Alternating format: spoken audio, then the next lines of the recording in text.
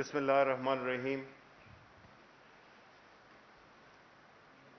جیسے آپ جانتے ہیں کہ اس وقت ملک جس صورتحال سے گزر رہا ہے، یعنی کہ کورونا کی وبا اپنی جگہ پر، ٹڈی دل کی جو تھریٹ ہے وہ اپنی جگہ پر، اور انٹرنیشنل اور لوکل جو اکنامک سچویشن ہے، ان چیلنجز کی وجہ سے اس سے آپ سب بخوبی باخبر ہیں۔ ایسی صورتحال میں اپوزیشن، جس کا کہ ایک پارلیمانی سیاست میں ایک اہم کردار ہوتا ہے اور اس کی وہی ذمہ داریاں ہوتی ہیں، بلکہ اس سے حکومت سے زیادہ، کہ وہ ایسی صورتحال میں بجائے اس کے کہ وہ حکومت پہ ساری ذمہ داری ڈالیں اور خود ایک تماشائی بن کے اور اس بات کا انتظار کریں کہ چیزیں خراب ہوں۔ ان کی آج کی پریس کانفرنس اسی بات کی ایک ریفلیکشن تھی۔ ان کی ہر بات سے یہ ظاہر ہو رہا تھا کہ وہ اس ملک کے ساتھ سنسیئر نہیں ہیں، وہ اس ملک کے عوام کے ساتھ سنسیئر نہیں ہیں۔ وہ اس بات میں بغلے بجا رہے ہیں کہ شاید کوئی ایسی بات بنے جس میں کہ ان کا دوبارہ اقتدار میں آنا پاسبل ہو۔ جس طرح کی باتیں انہوں نے کیں، اس میں تو یہی ظاہر ہوتا ہے کہ جیسے کہتے ہیں نا کہ جنگل میں لپک رہے تھے شعلے، طاؤس کو رقص کی پڑی تھی۔ جبکہ ہمارے ملک میں مشکلات ہیں، یہ رقص کرنا چاہ رہے ہیں، یہ رقص کر رہے ہیں۔ ایسے دو حکومتیں جو کہ پیپلز پارٹی اور پاکستان مسلم لیگ نون، جن کے لیڈران آج ٹی وی پر تھے، اس ملک کی جو بھی سچویشن ہے، اس ملک کی جو معاشی، جو اس کے اداروں کی، جو اس ملک کے عوام کی جو حالت زار ہے، اس میں سب سے بڑی کنٹریبیوشن ان دو پارٹیز کی ہے۔ انہوں نے اپنے ادوار میں آ کے اپنے ذاتی کاروبار کو فروغ دیا، ملک کے اداروں کو تباہ کیا اور لوٹ کھسوٹ کر کے ملک سے باہر جائیدادیں بنائیں اور ملک سے جا کے باہر بیٹھ گئے۔ ان کی اس منافقت کا ثبوت یہی ہے کہ ایک طرف تو انہوں نے اپنے لیے اربوں کی جائیدادیں بنائیں اور ادھر آ کے یہ غریب لوگوں کا رونا رو رہے ہیں۔ یہ وہ لوگ ہیں جو کہ لاک ڈاؤن کرنا چاہتے ہیں اس وجہ سے کہ یہ ان کے پاس سب کچھ ہے۔ ان کو غریب عوام کی کوئی دلچسپی نہیں ہے، جو کہ عمران خان پرائم منسٹر کو ہے۔ پرائم منسٹر عمران خان نے جس ثابت قدمی، جس کلیئرٹی آف مائنڈ کے ساتھ اس وبا کو ایڈریس کیا ہے، جس طرح پاکستان کا عالمی تشخص دوبارہ بحال کیا ہے، آج یہ جو لوگ ہیں، جو سیاسی جماعتیں ہیں، جو کہ یہ دیکھ نہیں سکتی کہ یہ اس ملک میں کوئی ایک ایسا شخص بھی آئے جو کہ جس کا نہ کوئی کاروبار ہو، جس کے نہ کوئی ذاتی وہ ہو، ایجنڈا ہو۔ ایسی صورتحال میں اس قسم کی باتیں کرنا، میرا خیال ہے کہ ان کو کچھ تو احساس شرمندگی ہونا چاہیے کہ جس حالات سے ملک دوچار ہے، جو مشکلات ہیں ہماری اور عالمی، اس صورتحال میں الیکشنز کی بات کرنا، اس صورتحال میں بجٹ پہ کرٹیسزم کرنا، چلیں بجٹ پہ کرٹیسزم کرنا تو ان کا واجب بنتا ہے، لیکن جو گراؤنڈ ریالٹیز ہیں، جو موروثی حالات ہیں، ان کو جاننے کے باوجود ان میں سب سے بڑا ہاتھ ان کا تھا اس ملک کو اس حالت میں لانے کا۔ آج وہی اس بات پہ لوگوں کو اکسا رہے ہیں۔ ان کی اپنی پارٹی کی شکست و ریغ، جس میں کہ کوئی شہباز شریف گروپ ہے، تو کوئی نواز شریف گروپ ہے، تو کوئی مریم نواز گروپ ہے، اور کوئی شاہد خاقان گروپ ہے، وہ ہمیں تانا دے رہے ہیں۔ ہم عمران خان کی قیادت میں جتنی بھی پارٹی ہے، وہ بالکل ایک سٹینڈ کے ساتھ، ان کے ساتھ مکمل یکجہتی، ان کے ساتھ پوری سپورٹ اور ہم یہی سمجھتے ہیں کہ اس ملک کا اگر کوئی نجات دہندہ ہے وہ ہے پرائم منسٹر عمران خان، اور وہی اس ملک کو اسی بلندیوں پہ لے جائے گا جس کی کہ یہ ملک بنا تھا، جس کے لیے کہ یہ ملک اس کا حقدار ہے۔ تو میں ریکویسٹ کروں گا کہ بجٹ پہ چونکہ باتیں ہوئیں تو ہمارے جو انڈسٹریز کے منسٹر ہیں جن میں کہ بجٹ میں بڑے پیش رہے ہیں، انہوں نے بجٹ پیش بھی کیا تھا، تو وہ ذرا بجٹ کے حوالے سے بھی آپ کو اور عوام کو آگہی دے دیں۔ بسم اللہ الرحمن الرحیم۔ شکریہ شبلی بھائی۔ سب سے پہلے تو یہ کہ آج اپنی روایت کو قائم رکھتے ہوئے دوبارہ اپوزیشن نے بجٹ کو رد کہا کہ ہم کریں گے، پچھلی دفعہ بھی کہا تھا، اور مجھے سمجھ نہیں آئی کہ آج انہوں نے کس چیز کو رد کیا۔ اس بجٹ میں تو کوئی نئے ٹیکسز لگائے ہی نہیں گئے، بلکہ قسم قسم کی ریلیف دی گئی، قسم قسم کے ٹیکسز کو، ود ہولڈنگ ٹیکسز کو، کسٹمز ڈیوٹیز کو، ان کو ختم کیا گیا۔ تو کس چیز کو رد کر رہے ہیں وہ؟ کیا اس بات کو رد کر رہے ہیں کہ حکومت نے کوئی ٹیکس نہیں لگائے اور ان کو مایوسی ہوئی کہ وہ پوائنٹ اسکورنگ نہیں کر سکے؟ اس موجودہ حالات میں حکومت نے، جبکہ ان کی دی ہوئی معیشت کی تباہ حالی کو ایک طرف ہم نے ابھی کچھ ٹھیک کیا تھا، استحکام دیا تھا، اس کے باوجود جو ہم نے ریلیف دیا، 1,60,00,000 گھرانوں کو ہم جو امداد پہنچا رہے ہیں، پاکستان کی تاریخ میں ایسے کبھی نہیں ہوا۔ 30 لاکھ چھوٹے کاروباروں کے جو ہم نے بجلی کے بل معاف کیے، کیا اس کو رد کر رہے ہیں؟ یہ جو لاکھوں کاروباروں کو اسٹیٹ بینک کی فیسلٹی کے ذریعے ان کے جو قرضے تھے ان کو آگے ریسکیڈول کر دیا گیا، ان کو ڈیفر کر دیا گیا ان کے پرنسپل کو، کیا اس چیز کو یہ رد کر رہے ہیں؟ این ڈی ایم اے نے بجلی کی طرح جو کام کیا اس کرائسس کے اندر، صحت جو ہے وہ صوبوں کے پاس ہے، اس کے باوجود این ڈی ایم اے نے لاکھوں کی تعداد میں امداد صوبوں کے ہسپتالوں کی دہلیز تک پہنچائی۔ کیا اس چیز کو رد کر رہے ہیں وہ؟ تو کس چیز کو رد کر رہے ہیں؟ بھائی بجٹ میں تو ٹیکس ہی کوئی نہیں ہے۔ یہ آپ کو یاد ہوئے گا کہ جب یہ بجٹ میں پڑھنے لگا تھا تو ابھی بجٹ ٹیبل نہیں ہوا تھا، بجٹ ایک سیکرٹ ڈاکیومنٹ ہوتا ہے، اس سے پہلے انہوں نے وہ اٹھا لیے تھے کہ ہم بجٹ کو رد کرتے ہیں، ابھی بجٹ پڑھا ہی کسی نے نہیں تھا۔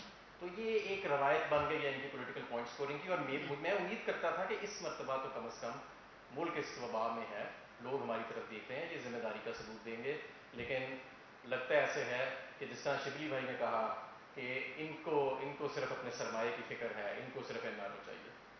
پیٹرول پرائسز کے اوپر بات ہوئی، ایک صاحب نے یہ کہا بڑے جوش میں آ کے کہ جی حکومت نے ٹیکسز لگا دیے پیٹرول کے اوپر۔ اور بھائی جا کے دیکھ تو لو، جب یہ قیمت نیچے گئی تھی تو پی ڈی ایل 30 روپے ہم نے کیا ہوا تھا پیٹرول پہ اور 17% سیلز ٹیکس کی شرح تھی۔ آج جب یہ قیمت گئی ہے اوپر تو آج بھی وہی ہے، اتنا ہی پی ڈی ایل ہے اور اتنی ہی شرح سیلز ٹیکس کی۔ یہ جو قیمت اوپر گئی ہے یہ بین الاقوامی منڈی میں تیل کی قیمت اوپر جانے کی وجہ سے گئی ہے۔ جتنی تیزی سے تاریخ میں کبھی اتنی تیزی سے تیل کی قیمت نیچے نہیں آئی، اور اسی لیے پاکستان میں ہم نے ساری ریلیف آگے فراہم کی۔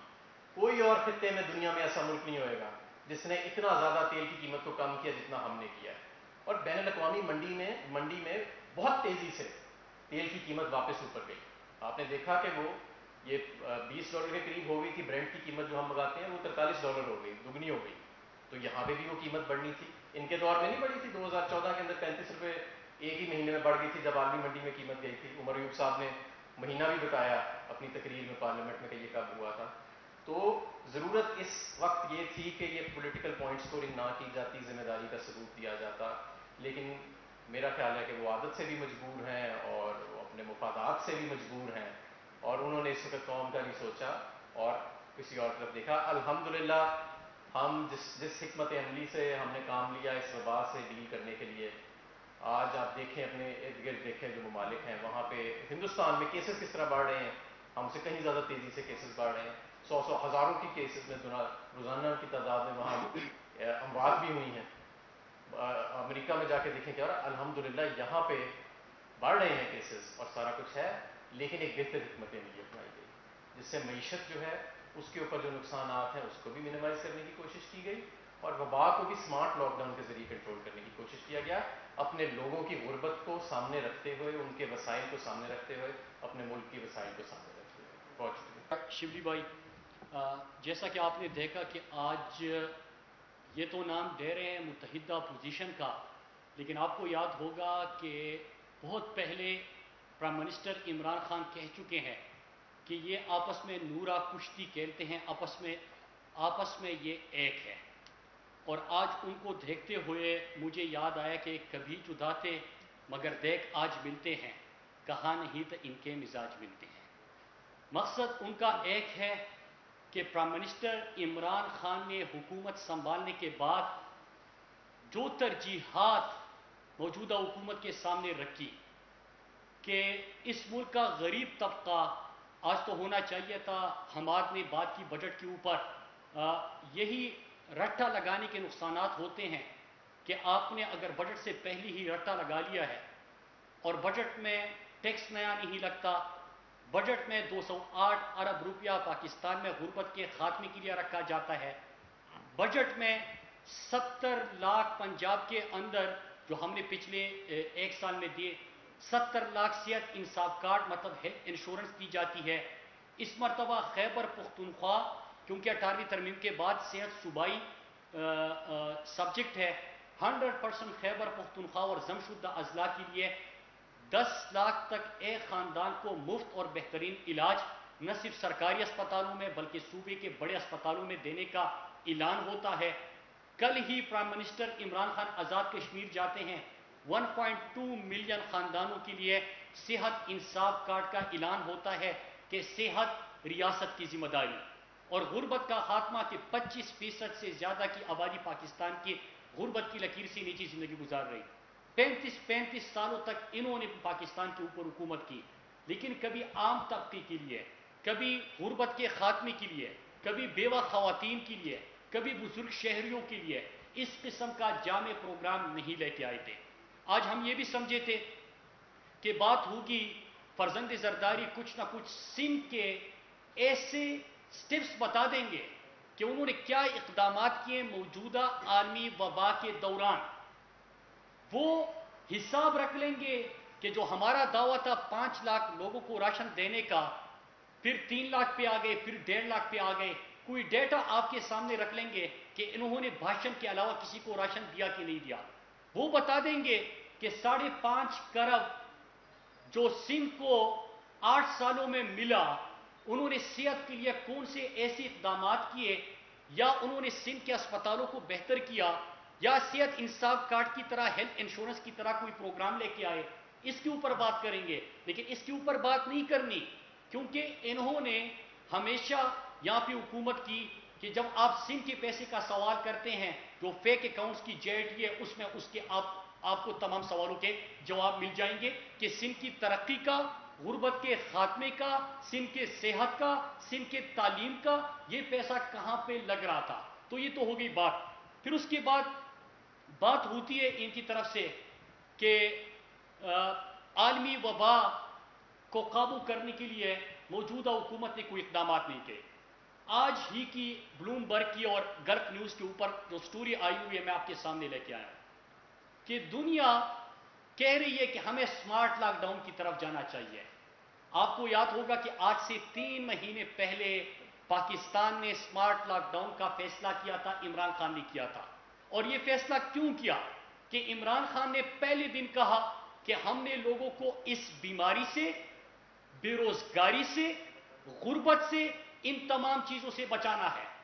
پاکستان کے اندر جب یہ لاک ڈاؤن 2 ہفتے کا ہوا تو اس دوران پاکستان کی تاریخ کا جامع ترین اور سب سے بڑا 1200 ارب کا ریلیف پیکج دیا گیا، لیکن اس میں جن کے روزگار متاثر ہوئے تھے، جو ہمارا ڈیلی ویجر، جو دیہڑی دار، جو مزدور، جو رکشے ڈرائیور، وہ متاثر ہوئے تھے، ان کے لیے پاکستان کی تاریخ کا سب سے بڑا 144 ارب کا پروگرام شروع کیا گیا۔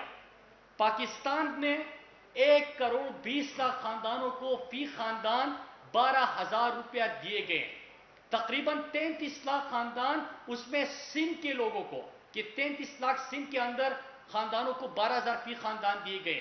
پھر فیصلہ یہ بھی ہوا کہ اس پروگرام کو اب آگے بڑھانا ہے اور 1 کروڑ 60 لاکھ خاندانوں تک یہ ریلیف پہنچانی ہے۔ پھر دوسرا آپ کا ہمسایہ ملک ہے انڈیا کے اندر 34% آبادی کی بات ہو رہی ہے، جو دنیا کے اندر اس وقت ان کے اوپر سروے ہو رہے ہیں، جو سٹڈیز ہو رہی ہے کہ ان کو اگر 1 ہفتے کے اندر حکومت امداد نہ پہنچائے تو ان کا یہاں پہ زندہ رہنا ہی مشکل ہو گیا ہے۔ کس طرح 12 کروڑ لوگ لاک ڈاؤن کی وجہ سے انڈیا کے اندر بے روزگار ہو گئے. 4 کروڑ تو امریکہ کی یہ گوروں سے بڑے متاثر ہوتے ہیں. یہ سمارٹ لاک ڈاؤن کی جب عمران خان نے بات کی تو ان کو یہ لگ رہا تھا کہ یہ تو امریکہ کچھ اور کر رہا ہے, اٹلی کچھ اور کر رہا ہے, یہ پاکستان میں کیا فیصلہ ہوا, کیونکہ یہ تو غلامانہ ذہنیت کے مالک ہے, احساسی کمتری کے مالک ہے. آج وہ یہ کہہ رہے ہیں کہ ہمیں اس طرف جانا چاہیے. تو یہ تو ہو گئی جو عالمی وبا کے اوپر بات. پھر اس کے بعد یہاں پہ بات کی گئی عمران خان کی حکومت کی. ان کو دکھ ہے اور دکھ ہوگا بھی. شہباز شریف کی آج بات ہوئی, خواجہ آصف بات کر رہے تھے. یہ خواجہ آصف وہی ہے جس نے وزیر خارجہ رہتے ہوئے اقامہ رکھا تھا. آپ مجھے بتائیں ان کو دکھ کیوں نہیں ہوگا کہ ملک کا وزیر خارجہ ہوتے ہوئے, وزیر دفاع ہوتے ہوئے آپ بیرون ملک اقامہ رکھ کے 15 لاکھ 20 لاکھ روپے تنخواہ لے رہے ہیں. آپ کس کو خوش کر رہے تھے؟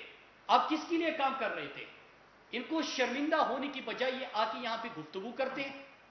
آج شہباز شریف کے حوالے سے بات ہوگی کہ جب وہ آئیں گے, شہباز شریف جب آئے بڑا جشن منایا گیا تھا کہ شہباز شریف آگے پتہ نہیں کمانڈر سیف گارڈ آ گیا, کرونا کو بگائے گا. پھر اس کے بعد سے کسی نے اس کو نہیں دیکھا. یہ وہی شہباز شریف جو گارنٹر بنے تھے نواز شریف کی. نواز شریف کی پتہ نہیں پلیٹلیٹس گر گئے, پلیٹلیٹس کا کیا ہوگا, آج اگر نہیں گئے تو بڑھ جائے گا, یہ سارے ڈرامے ہوتے تھے. یہ گارنٹر بنے. داماد اس کا مفرور, بیٹا سلیمان شہباز جو کک بیک اسپیشلسٹ تھا وہ مفرور اشتہاری. ان کی اکانومی اگر اتنی ٹھیک تھی, ہمارا حماد اظہر ہے, یہ بجٹ پیش کرتا ہے, پاکستانیوں کو فخر ہوتا ہے. لیکن ان کا جو وزیر خزانہ تھا وہ اشتہاری بیٹھا ہوا ہے.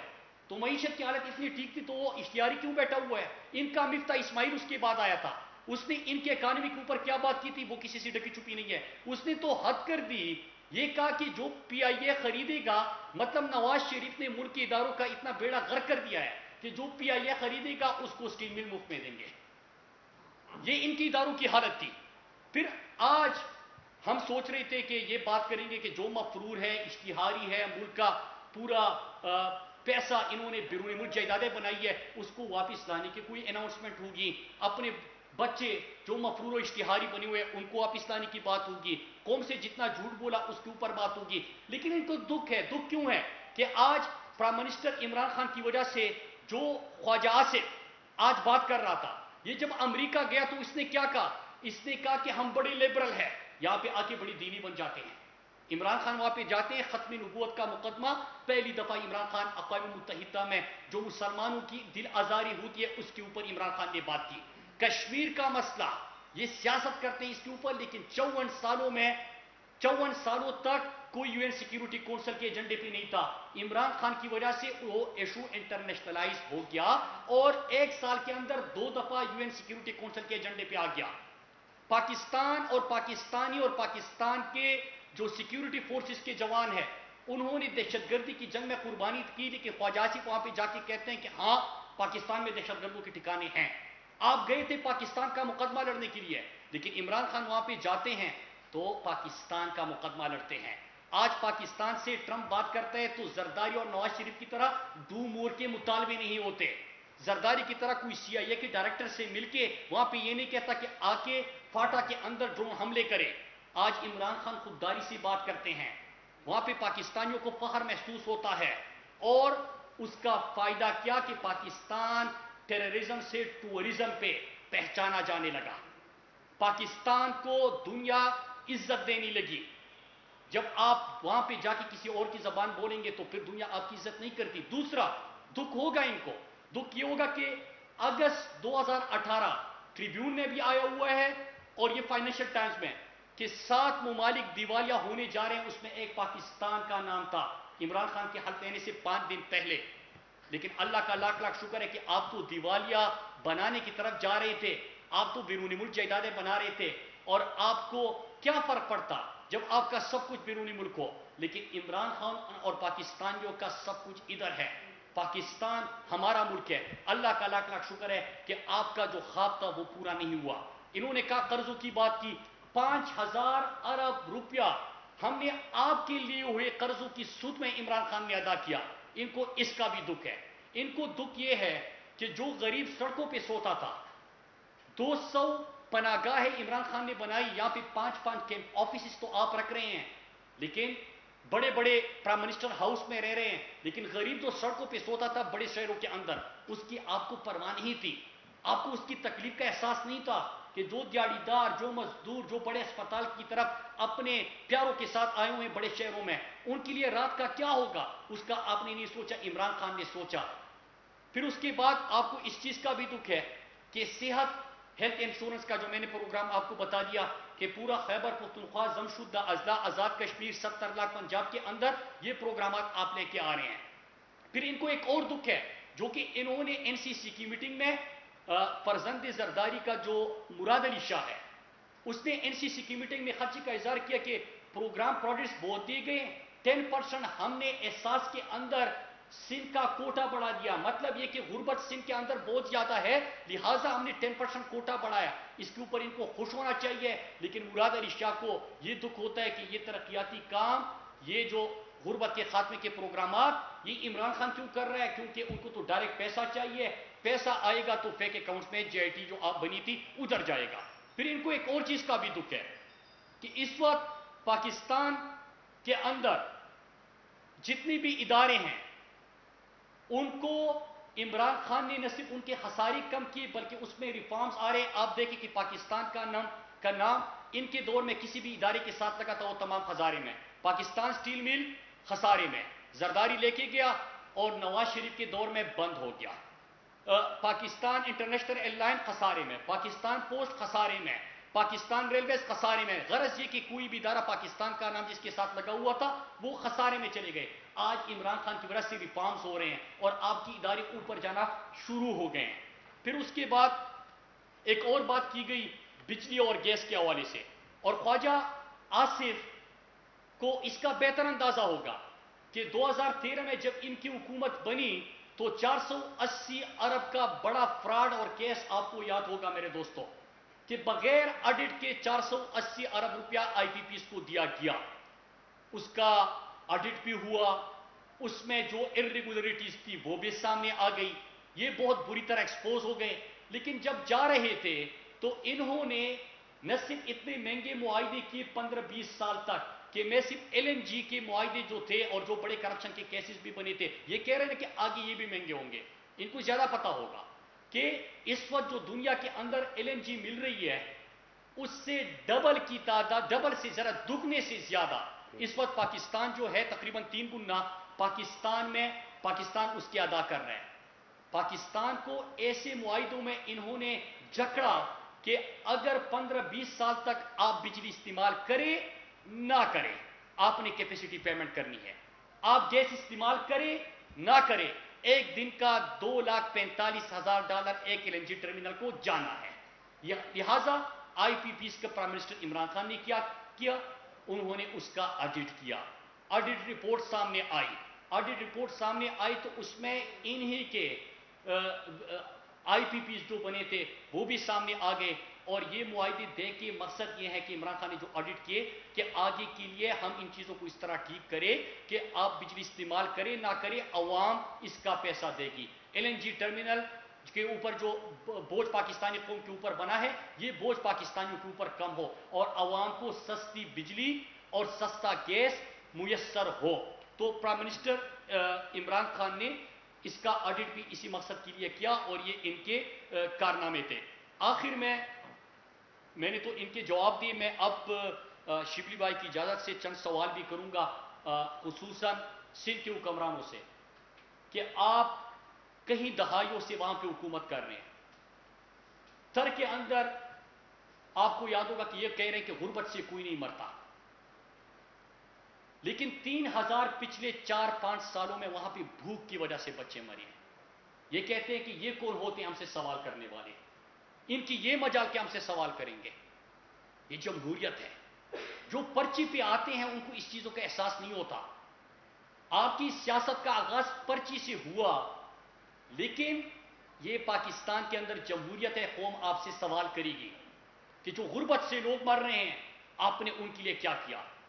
پاکستان کے اندر جتنے وینٹیلیٹرز، جتنے آپ کے پاس آکسیجنیٹڈ بیڈز، آپ کے پاس جتنے لیبس تھے، 2 لیبس تھے آپ کے پاس 70 سالوں میں، 129 تک 3 مہینے کے اندر عمران خان اس عالمی وبا کے دوران لے کے گیا۔ لیکن ڈاکٹر فرقان آپ کو یاد ہوگا کہ ابھی تو وینٹیلیٹرز دستیاب تھے. اس وقت ایک ڈاکٹر فرقان جو مسیحا ہے، جو اس وقت عالمی وبا میں آپ کا سب سے زیادہ مقابلہ کر رہے ہیں، ان کے لیے اب سہولیات آپ کے پاس نہیں ہے. انڈیا رگڑ رگڑ کے وہ اپنی جان دے دیتا ہے، اس کو وینٹیلیٹر نہیں ملتا. کیا آپ سے سوال نہ پوچھا جائے؟ کیا آپ سے سوال نہ پوچھا جائے کہ اس وقت ہم نے 10% احساس میں کوٹا بڑھایا کہ سندھ کے اندر غربت زیادہ ہے، تو آپ کو اس غربت کی طرف کوئی توجہ نہیں. آپ کو اس کے اوپر خوش ہونے کی بجائے آپ یہاں پہ تقریریں جاڑتے ہیں. آپ بیسٹ کا ڈیٹا دیکھ لیجئے، آپ اسٹیٹ بینک کا ڈیٹا دیکھ لیجئے، غربت وہاں پہ بڑھتی گئی، اس کی طرف کوئی توجہ نہیں. گو اسکول سب سے زیادہ سندھ کے اندر، اس کی طرف کوئی توجہ نہیں. خیبر پختونخوا اپنے بجٹ میں 100% ہیلتھ انشورنس دے رہتے ہیں پوری صوبے کو، 10 لاکھ پر ہیڈ پر فیملی کسی بھی بڑے پرائیویٹ اسپتال میں. کیا 18ویں ترمیم کے بعد ان کے پاس فنڈ نہیں جاتے؟ ان کو کوئی صحت کے اوپر توجہ نہیں دینی چاہیے تھی؟ نہیں، انہوں نے منصوبوں کا اعلان کرنا ہے، اس پیسے کو پھر بینک اکاؤنٹس کی نظر کرنا ہے. اور جے آئی ٹی رپورٹ میں ہر پاکستانی کو کہتا ہوں کہ اس کو پڑھ لیجئے. میں اقامے والی سے بھی 2-3 سوال کرتا ہوں کہ بجلی کے مہنگے معاہدے آپ کے دور میں ہوئے تھے، کوئی شرم حیا ہے؟ 480 ارب بغیر آڈٹ کا آپ نے دیا، وہ سب سے بڑا سکینڈل بنایا، کوئی شرم حیا ہے؟ 1200 ارب تک آپ سرکولر ڈیٹ لے کے گئے اور بڑھتا جانا تھا. کیوں بڑھتا جانا تھا؟ 15-20 سال کے معاہدے کی بجلی استعمال کرو نہ کرو میرے پاکستانیوں، پیسے آپ نے دینے ہیں، کمیشن ان کی جیب میں چلا گیا. کوئی شرم حیا ہے؟ حکومت میں رہتے ہوئے وزیر خارجہ وزیر دفاع ہوتے ہوئے 15-20 لاکھ روپے پہ آپ اقامہ لے کے کسی کی نوکری کر رہے ہو، کوئی شرم حیا ہے؟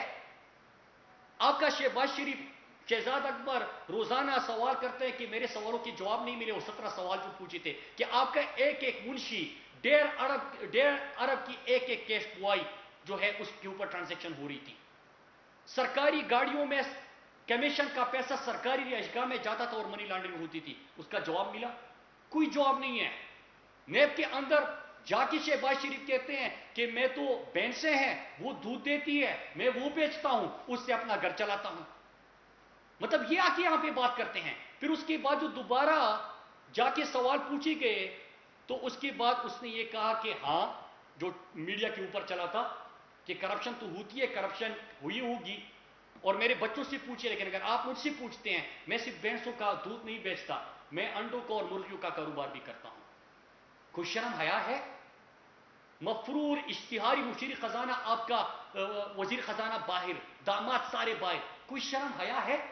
پاکستان آپ چاہے نہ چاہے پاکستان بدلے گا. آپ کی پارٹی کے اندر جو اس وقت اپوزیشن کی حالت ہے وہ ہم سب کے سامنے واضح ہے کہ جب پارلیمنٹ میں آپ جائیں ایک دوسرے سے ہاتھ ملانا گوارا نہیں کرتے.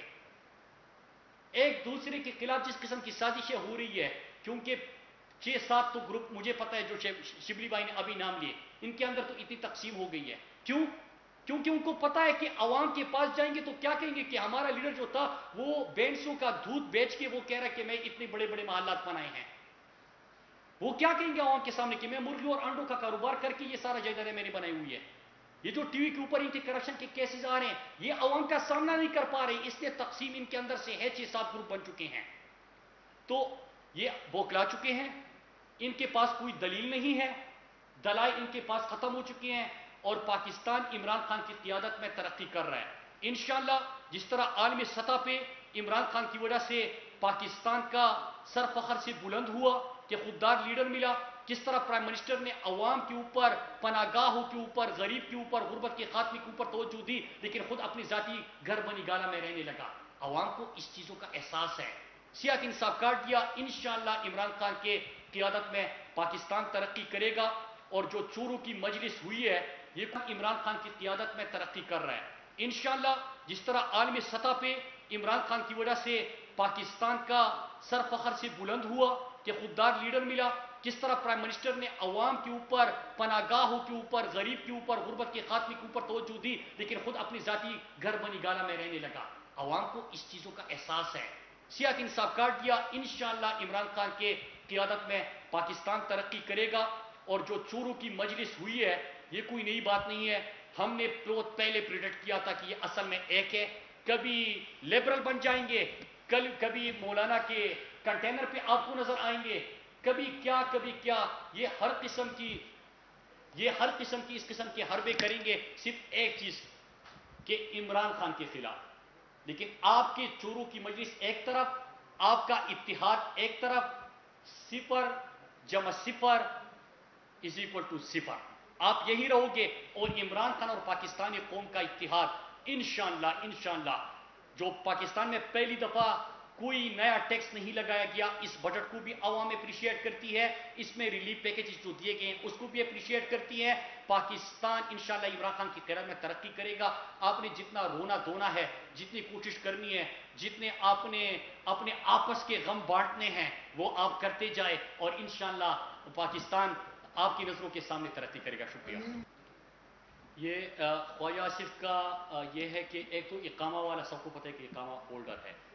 دوسرا یہ کہ ایشین سوسائٹی سے بات کرتے ہوئے آپ کو پتہ ہے کہ جب امریکہ گیا اور وہاں پہ 1 گھنٹہ 9 منٹ کے اس کے انٹرویو ہیں، اس میں وہ سوال کے جواب میں یہ کہتے ہیں کہ عمران خان بڑا لیبرل ہے، وہ ہم بڑے لیبرل ہیں، عمران خان بڑا دینی ہے. عمران خان تو دین کی بات کرتا ہے، عمران خان تو اسلام کی بات کرتا ہے، ہم بڑے لیبرل ہیں. عمران خان ریاست مدینہ نہ صرف اس کے اصولوں پہ چلنے کی کوشش کرتے ہیں، ان کا بلیف ہے لا الہ الا اللہ کے نام پہ بنے اس مملکت خداداد کو انشاءاللہ ہم نے صحیح معنوں میں فلاحی ریاست بنانا ہے. اور ہم ترقی تب کر سکتے ہیں، آپ دنیا کے اندر دیکھیں جو معاشرے ترقی کر چکے ہیں فلاحی ریاستیں ہیں، تو وہاں پہ عوام کے اوپر کمزور طبقے کو اٹھانے کی کوشش ہوتی ہے. انشاءاللہ ان اصولوں پہ چل کے نہ صرف یہ کہ یہ بیان ہوتا ہے ہمارا، ہم امریکہ کے اندر اقوام متحدہ میں بھی آپ نے عمران خان کی اسپیچ کو سنا کہ انہوں نے بات کی اور اپنا اگر ہم نے پاکستان کو کن اصولوں کے اوپر چلانا ہے تو مدینے کی ریاست کے اصولوں کے اوپر چلانے کی بات کی.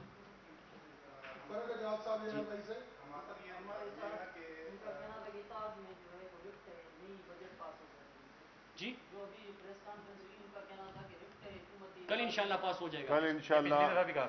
کل انشاءاللہ بجٹ پاس ہو جائے گا. ہم پورے مطمئن ہیں، یہی بیان دیتے رہتے ہیں اور ان کی یہ جو ہے تو غلط فہمی جو ہے تو کل دور ہو جائے گی. کل میں چاہوں گا کہ آپ ان کو بلائیں، ان سے یہ سوال ان سے پوچھیں کہ آپ تو کہہ رہے تھے کہ نہیں ہوگا، وہ اللہ تعالیٰ کے فضل سے ہو جائے گا.